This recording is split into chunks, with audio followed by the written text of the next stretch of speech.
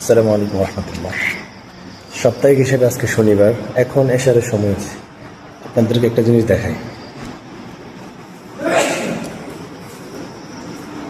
দেখছেন মুসল্লি এশারের সময়, এই যে 5 মিনিট আবার একজন মুসল্লি। আল্লাহু আকবার। আসসালামু আলাইকুম। কি মুসল্লি নাই?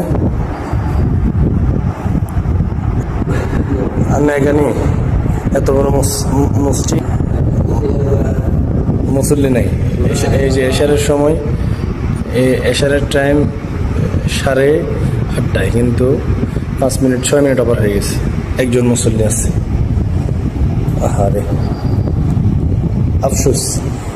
এমনি তারাই সমাজে বড় বড় গলায় কথা বলে, যে তারাই ইমামদেরকে নিয়ে, বা ইমাম বেশ এরকম একটু টের বেটার হলে ইমামদেরকে নিয়ে পড়ে, বুঝছেন?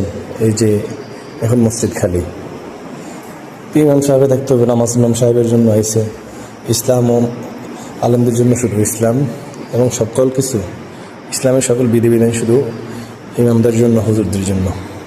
দেখছেন, মাতব্বরের অভাব নাই সমাজে।